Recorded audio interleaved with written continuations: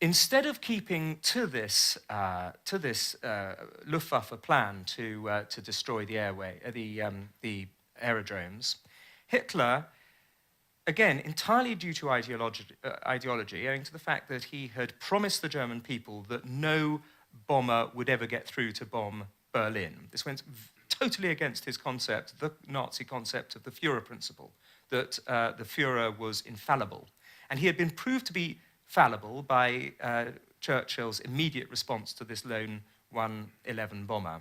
And so he, on the 7th of September, turned the Luftwaffe attack from the aerodromes to the bombing of London, to the civilian bombing, the East End bombing, trying to knock out the British docks.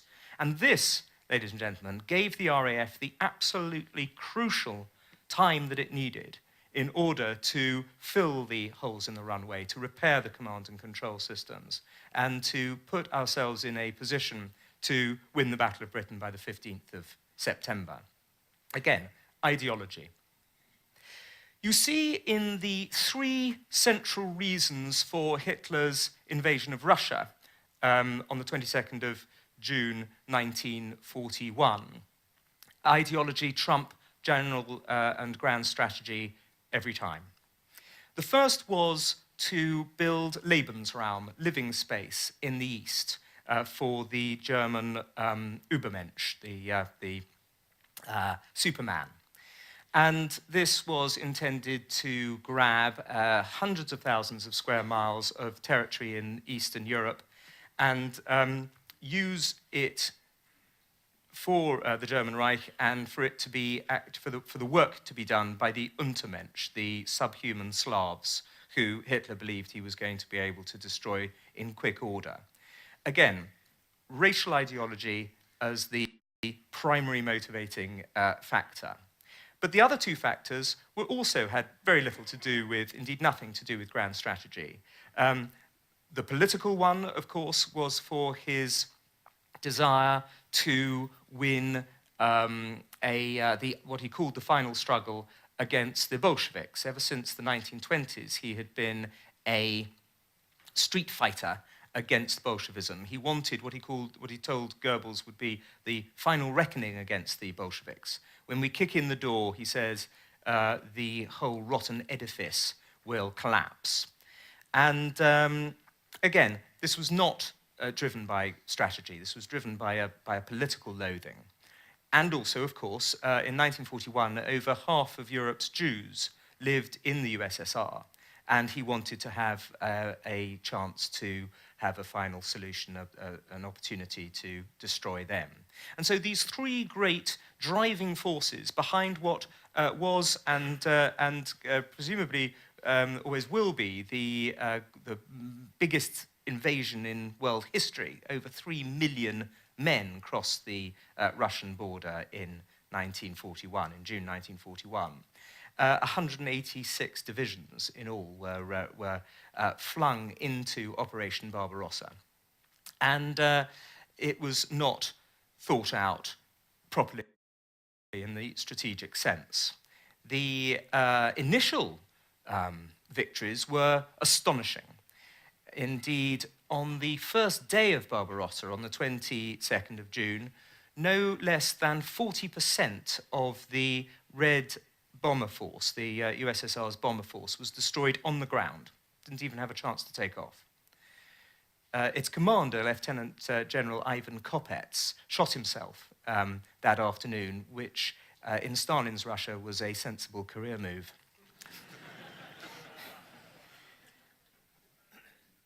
What happened next was a serial refusal on the behalf of the Führer to take advice from generals who were far more strategically impressive, far better strategic thinkers than he. People who had, of course, gone to Staff College, who had learnt about strategy, who had fought as officers as opposed to non-commissioned officers in the Great War. Men like Erwin Rommel and Heinz Guderian and Erich von Manstein and Gerd Rundstedt. He would listen to these people we know how long he would listen to them. Sometimes up to an hour, he would listen to these generals. We know because from the December of 1942, right the way through to the end of the war, and his death in April 1945, we have the verbatim accounts of the Führer conferences taking place in most of them in the Wolfschanze in eastern Prussia. It's still there. You can go to visit it in what is modern-day Poland, a fabulously fascinating, sinister place, including the remains of the hut that they attempted to kill him in on the 20th of July, 1944. And he spent over half of the war at the Wolfschanze, and we know every word that was said at the meetings. And so we know that, yes, he would listen to Guderian and Rommel and others, but he would then, at the end of the meeting, decide to do precisely what he'd intended to do right at the beginning of the meeting. He was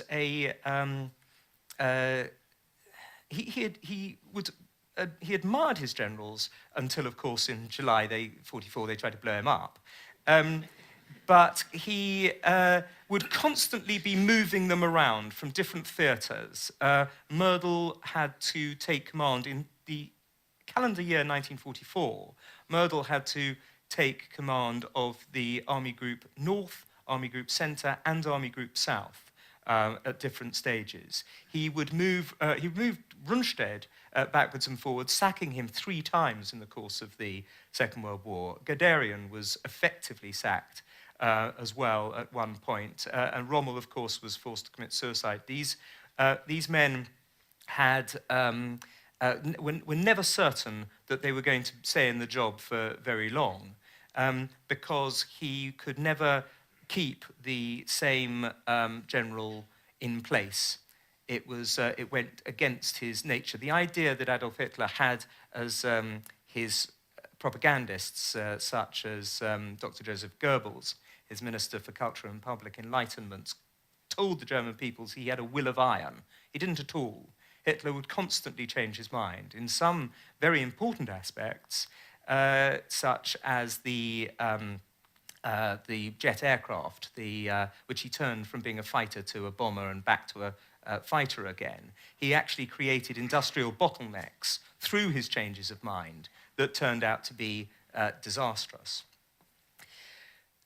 He was also, again, because of his ideology, completely incapable when it came to the turn of the war in the autumn of 1942, totally incapable of seeing strategic withdrawals in anything other than a political sense. He assumed that because this great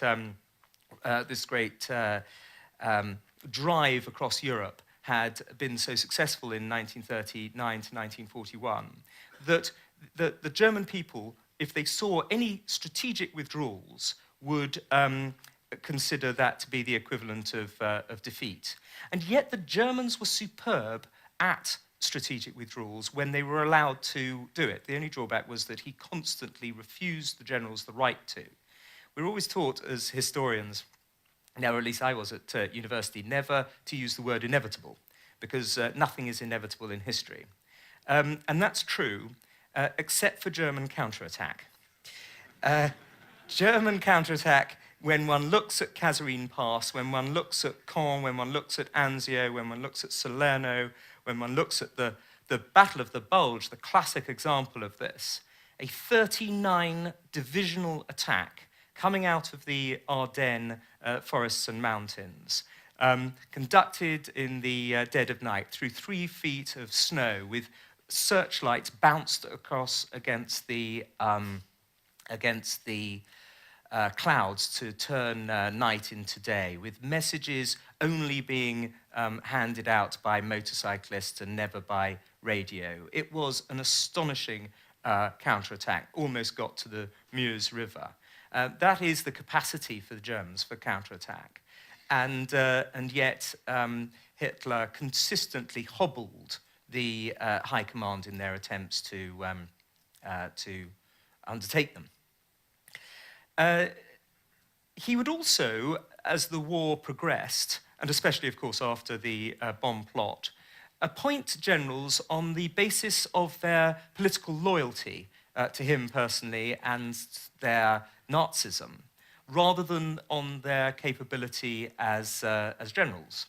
You see this with Schörner, with Rendulic, with Krebs, various German generals who, frankly, weren't top-class soldiers, but were fanatical Nazis.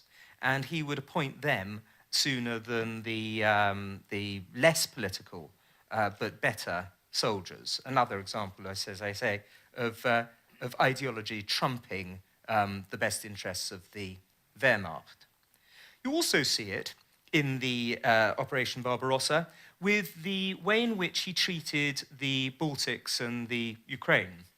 The Ukraine is a classic example of a part of the Soviet Union which loathed the Bolsheviks in Moscow, understandably so, as something like 2 million Ukrainians had been deliberately starved to death in the Great Famine of the artificial Great Famine of the late 1920s, early 1930s by the Bolsheviks.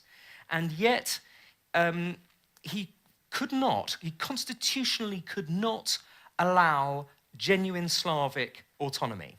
When the Wehrmacht rolled into Ukrainian villages, the elders came out with their traditional welcome of bread and salt. Had he turned the Ukraine against the Moscow government, then pretty much anything might have been possible in the Operation Barbarossa. But he could not genuinely do that. He couldn't give genuine autonomy to the Slavic Untermensch. He had to see it in terms of ideology. And so you come to the horrific moment, of course, in the winter of 1941, when the Russian winter closes in. And the assumption that had been made, again on ideological grounds, that the Soviet Union would collapse after the door had been kicked in, that after only a 5-month campaign, Russia would be flung out of Moscow, that Leningrad would fall, was put to the test. And because of this assumption of victory, rather than the long war, you had the situation where German soldiers were not properly provided for when it came to winter clothing. And the results I mention in my book always display the product. There was an Italian journalist called Curzio Malaparte who, in his autobiographical book called Kaput, refers to the time when he was waiting in the Europejska cafe in Warsaw. It's still there, in fact. It's just across the road from the railway station. And he started seeing the German wounded coming off the trains. And before I read to you about what that was like, here's a quotation from Hitler on the 12th of August 1942. He was having dinner with the head of the SS, Heinrich Himmler, at the Berchtesgaden on that day. And they were talking about how cold Russian winters could get. And he said this: "Having to change into long trousers was always a misery to me." He was boasting about how great he was in the and how hardy he was in the cold, and arguing also that his army could be just as hardy. "Having to change into long trousers was always a misery to me. Even with a temperature of 10 below zero, I used to go about in lederhosen. The feeling of freedom they give you is wonderful. Abandoning my shorts was one of the biggest sacrifices I had to make. Anything up to 5 degrees below zero, I didn't even notice. Quite a number of young people of today already wear shorts all the year round. It's just a question of habit. In the future, I shall have an SS Highland Brigade in lederhosen." Of course, it wasn't -5 or -10, some, including the